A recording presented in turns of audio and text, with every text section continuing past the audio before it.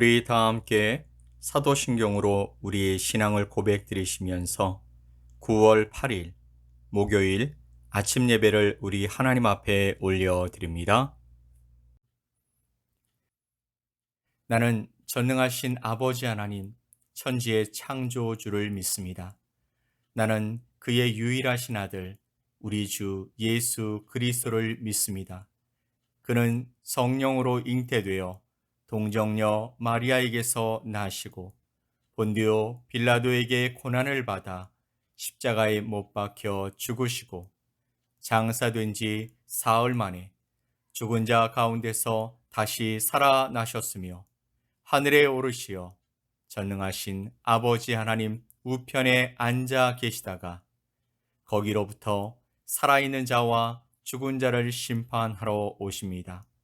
나는 성령을 믿으며 거룩한 공교회와 성도의 교제와 죄를 용서받는 것과 몸의 부활과 영생을 믿습니다. 아멘.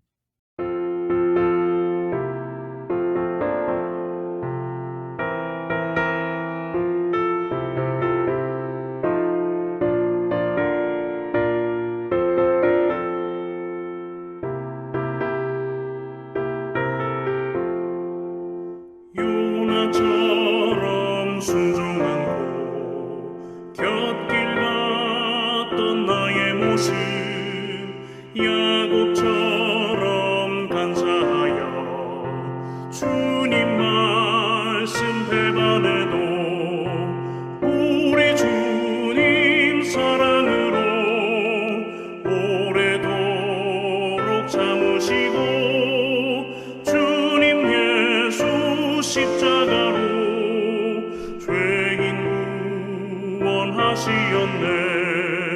삼손처럼 실패하고 눈물로 써보낸 세월 주님 제자 시몬처럼 우리 주를 배반해도 주님 예수 사랑으로 따스하게 품으시고 주님 예수 은총으로 못난 것을 부르셨네.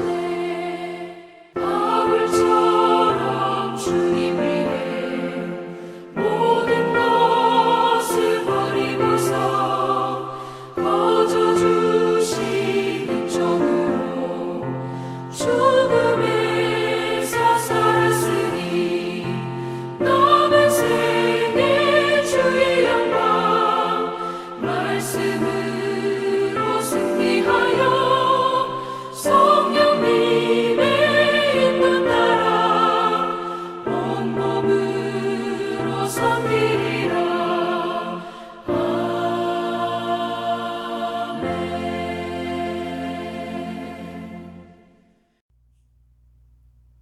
오늘 함께 보실 하나님의 말씀은 사무엘하 4장 5절로 12절 말씀입니다. 사무엘하 4장 5절로 12절 말씀을 우리 함께 보겠습니다.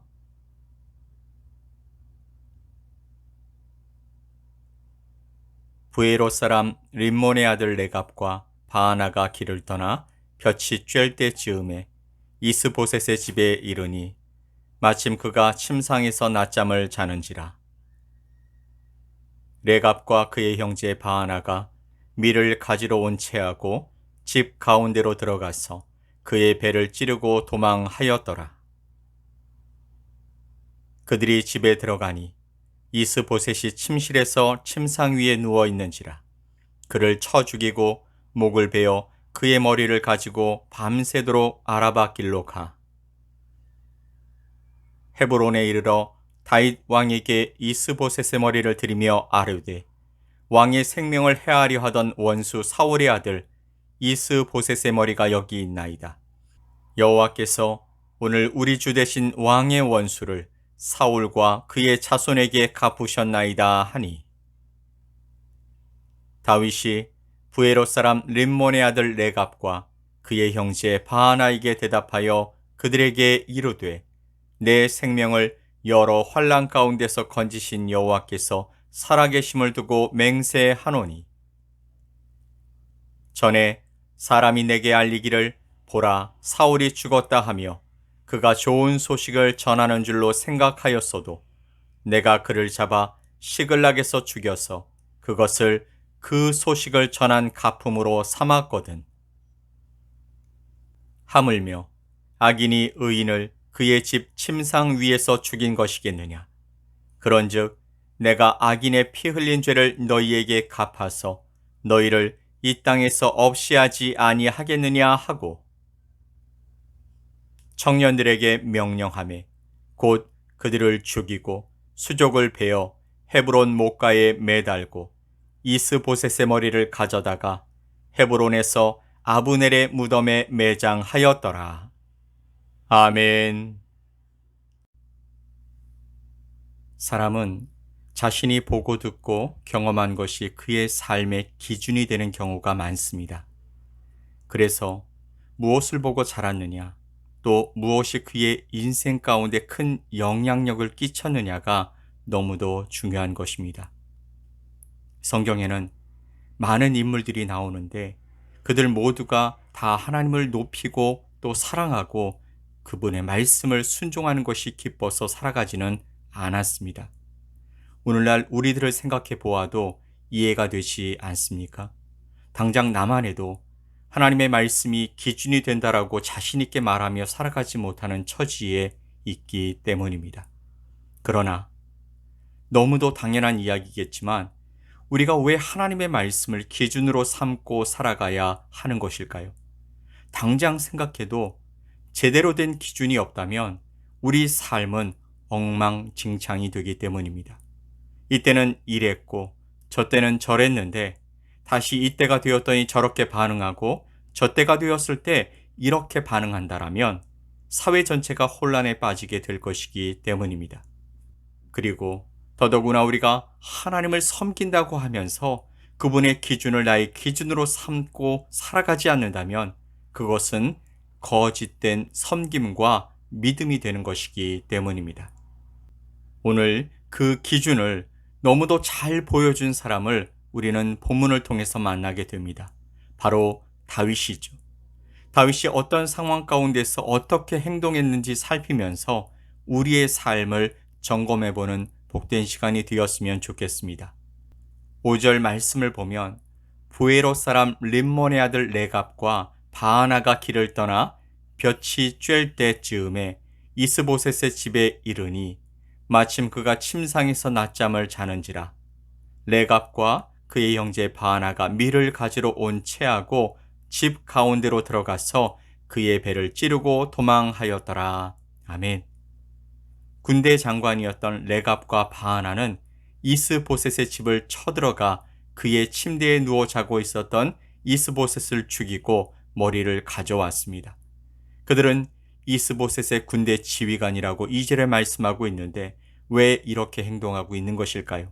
아마도 1절에서 그 답을 찾을 수 있을 것입니다. 사울의 아들 이스보셋은 아브넬이 헤브론에서 죽었다 함을 듣고 손에 맥이 풀렸고 온 이스라엘이 놀라니라.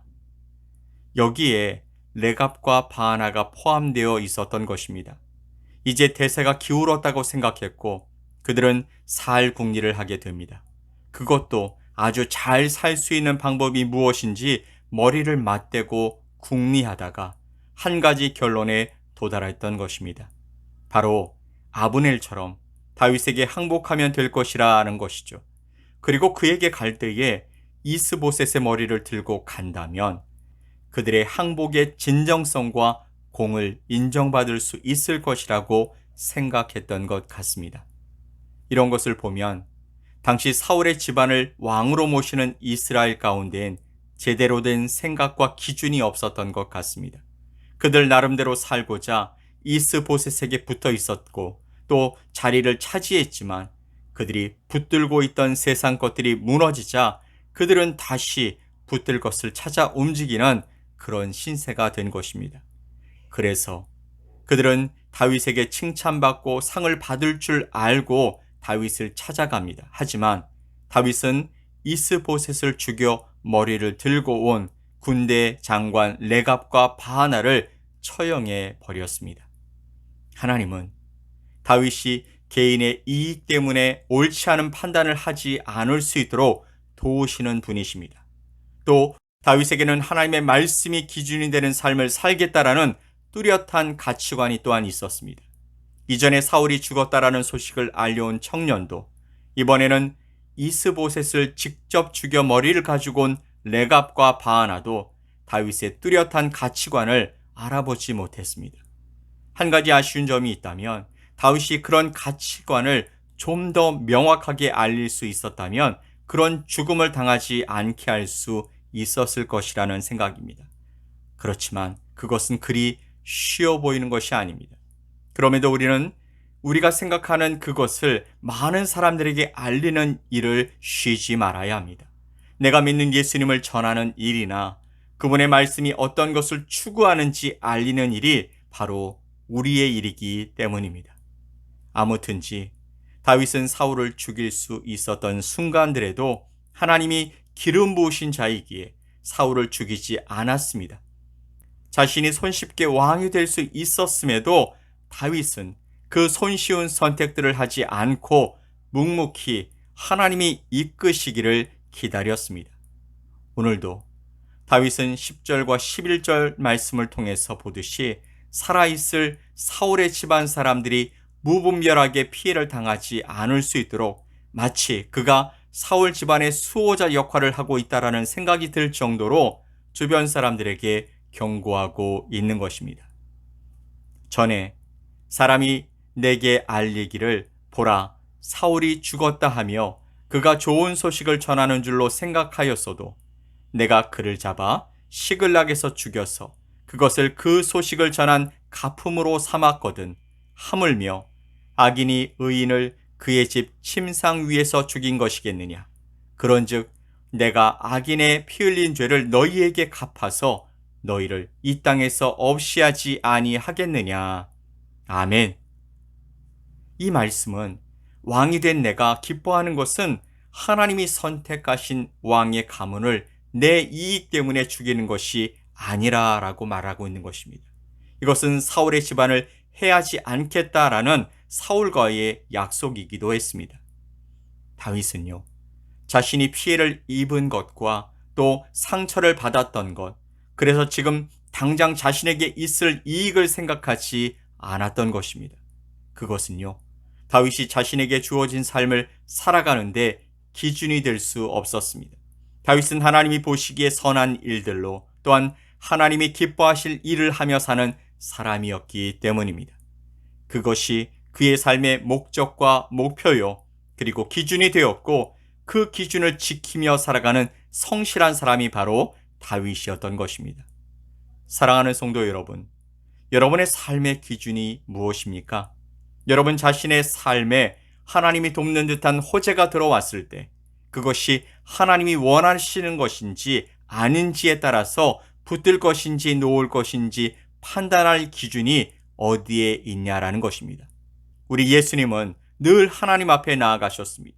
그리고 묻고 또 물으면서 하나님의 뜻을 명확히 알고 행하셨습니다. 물론 우리에게 명확한 기준이 있습니다. 바로 하나님의 말씀인 성경이죠. 그 말씀을 읽고 깨닫게 된다면 하나님이 원하시는 삶, 하나님이 원하시는 답을 알게 됩니다. 바라기는 우리 모두 하나님 앞에 나아가서 하나님의 말씀을 읽고 하나님의 뜻과 하나님을 알고서 또한 그분 앞에 기도하면서 하나님이 우리에게 주시는 밝은 길을 보며 살아갈 수 있게 되기를 예수 그리스도의 이름으로 간절히 축원드립니다. 아멘. 우리 함께 기도합시다. 신실하신 하나님 아버지, 하나님의 말씀이 내 삶의 기준이 되길 간절히 소망합니다. 아무리 내게 좋은 것, 이익을 주는 선택들이라고 할지라도 내 삶의 길을 완전히 바꿀 것 같은 선택 앞에 설지라도 하나님이 말씀하시는 기준이 늘 우선되게 하여 주시옵소서. 늘 하나님의 말씀하시는 것을 선택할 수 있도록 이끌어 주시옵소서. 더디 가는 것을 두려워하지 않고 하나님의 말씀대로 살지 못하는 것을 두려워하며 살아가는 하나님의 사람들이 될 수 있게 도와 주시옵소서. 믿고 감사드리며 예수 그리스도 이름으로 기도 올리옵나이다. 아멘. 하늘에 계신 우리 아버지여, 이름이 거룩히 여김을 받으시오며 나라가 임하시오며 뜻이 하늘에서 이루어진 것 같이 땅에서도 이루어지이다. 오늘 우리에게 일용할 양식을 주시옵고 우리가 우리에게 죄 지은 자를 사하여 준 것 같이 우리 죄를 사하여 주시옵고 우리를 시험에 들게 하지 마시옵고 다만 악에서 구하시옵소서. 나라와 권세와 영광이 아버지께 영원히 싸움나이다. 아멘.